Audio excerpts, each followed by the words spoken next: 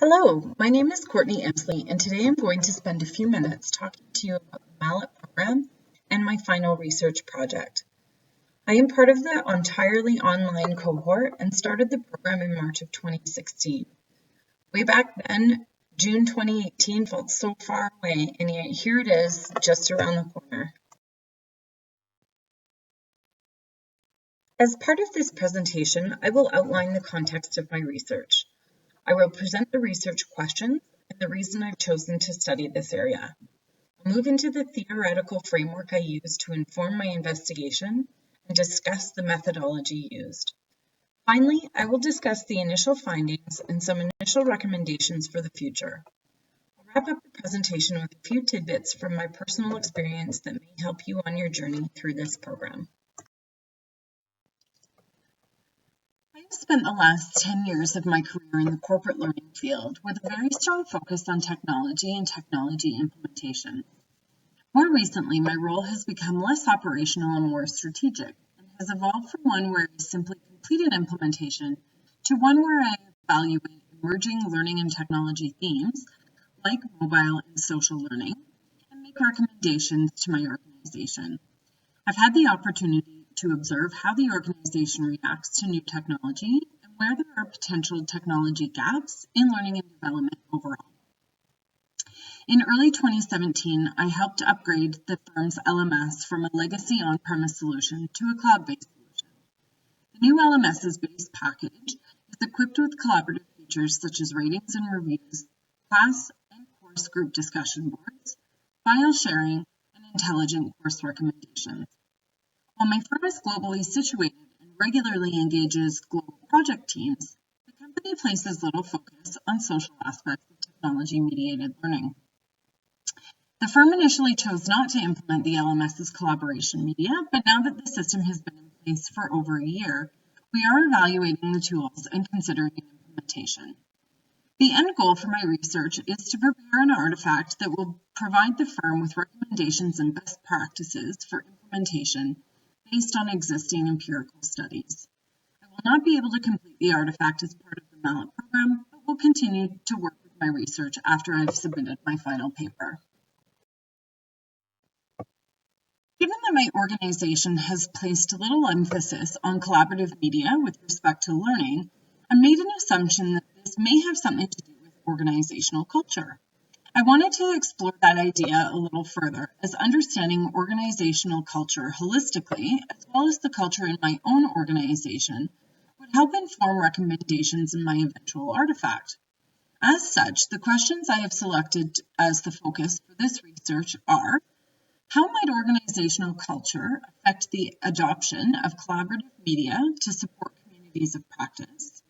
And the sub-questions are: what characteristics of organizational culture affect the adoption of technology?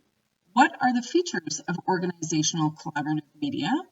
And what are the drivers for effective use of communities of practice? The theoretical framework provides the foundation to evaluate the research questions by defining the specific viewpoint from which analysis and interpretation of the data is considered. To situate my research, I considered constructivism as the theoretical framework. Constructivism is a learning theory proposed by Piaget in 1970. Piaget reasoned that the process of knowledge acquisition is an intellectual one and takes place when the learner makes observations and creates mental connections by linking those new observations to existing knowledge. In 1978, Vygotsky expanded on Piaget's work and proposed social constructivism as a theory based on the concept of collaborative learning. The notion is that two or more people come together to learn something, and that social and cultural experiences have a role in what and how individuals learn. Less proficient learners experience more successful learning when cooperating with or working alongside more able individuals who guide and mentor the less experienced learner. In the context of workplace learning, it is the peer-to-peer interaction process, including communicating diverse views and rationales to build a shared understanding of the learning goal, which is the basis of forming communities of practice. Communities of practice combine experiential learning, which is learning by doing, situated learning, which is familiar or real-life work contexts, and social constructivism. They are a means of expanding the collective knowledge among people who share common interests. In 1991, Lavey and Wenger proposed the idea of communities of practice, groups of people who share an interest, a problem, or a passion about a topic, and who deepen their knowledge and expertise in the area with their ongoing interaction.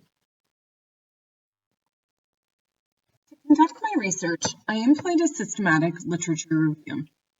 The systematic literature review is a secondary research method that categorizes, assesses, and explains available primary research pertinent to a defined research question, topic, or phenomenon. It is a multi-phased approach that includes planning, conducting, and reporting the research. In the planning phase, I developed the research questions and defined the review protocol. The review protocol is a step-by-step definition of how the data will be collected and evaluated for inclusion or exclusion in the research. It also defines quality measures, limits researcher bias by ensuring the researcher does not select data based on personal bias, and is repeatable by other researchers. To conduct my research, I searched for and identified relevant studies using predetermined keyword searches in Google Scholar. Keywords included knowledge sharing, communities of practice, knowledge management, organizational learning, social media, and collaborative media, and were used to identify relevant articles with respect to their titles, keywords, and abstracts. I downloaded all of the articles into a folder in Mendeley Reference Manager and started evaluating each article's abstract to determine whether it would be included or excluded.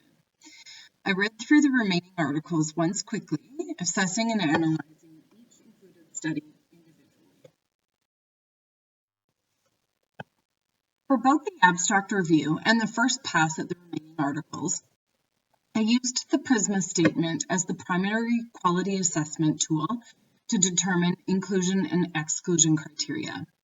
The PRISMA statement worked incredibly well for empirical studies to determine inclusion or exclusion.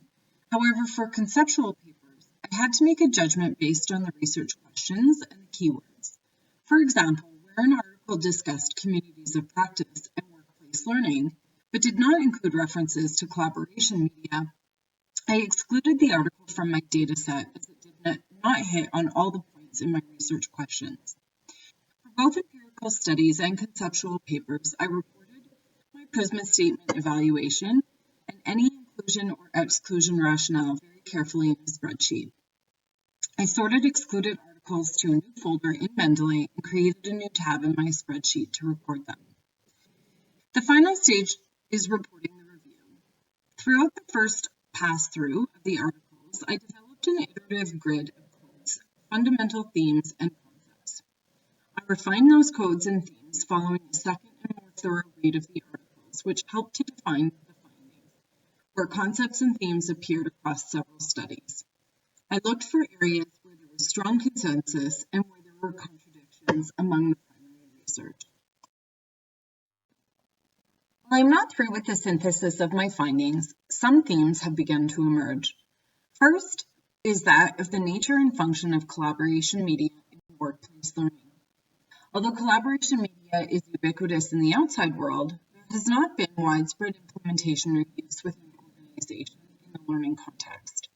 Rapid changes in technology, including with collaboration media, provide employees with opportunities to create and curate organizational knowledge and contribute to knowledge maturing. Collaboration media has the potential to improve the ways in which employees share knowledge, especially from a communities of practice perspective, where social interactions and strong relationships promote business goals like effective knowledge creation, retention, and dissemination, increased cross-functional training, and higher levels of collaboration and innovation. What is also evident is that while the culture of an organization plays an essential role in establishing communities of practice supported by collaboration media, it is managerial support and commitment that ultimately leads to successful project outcomes and informal learning. Communities of practice cannot be mandated, but instead recommended or encouraged by managers by bringing together the right people for a project and promoting an environment in which collaboration and learning can thrive. Additionally, employees report that when managers actively participate in communities of practice blogs, wikis, or other collaboration media, the perception of transparency, sincerity, and honesty increases and encourages participants to openly communicate, collaborate, and learn from one another. While the supposition is that communication and learning opportunities happen because of face-to-face interactions, research in the area of collaborative media and workplace learning is only just picking up momentum.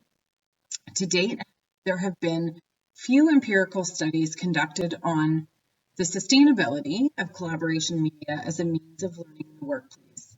I have found it difficult to find empirical studies that address the entirety of my research questions. So increased study into the areas of communities of practice, collaboration media, and their impact on informal workplace learning is needed. Combining separate pieces of the puzzle from multiple sources, I do see a gap in understanding about whether collaboration media actually contributes to workplace learning outcomes, or if the tools just enhance a culture of collaboration and sharing. I want to share a few final thoughts about the program before I wrap up. It is going to be a lot of hard work, a lot of late nights, and tons of reading. It will seem daunting and unachievable, and you will feel like you are not smart enough to hang. Don't worry, this is totally normal. Lean in on your cohort. They get it. They get it when no one else in your life does. I've been super fortunate to have made some incredible friends throughout this program, and without their support from the beginning, I might not be where I am today. You will experience the same thing, and the people you're on this journey with will become your lifeline. Good luck to you all. You got this.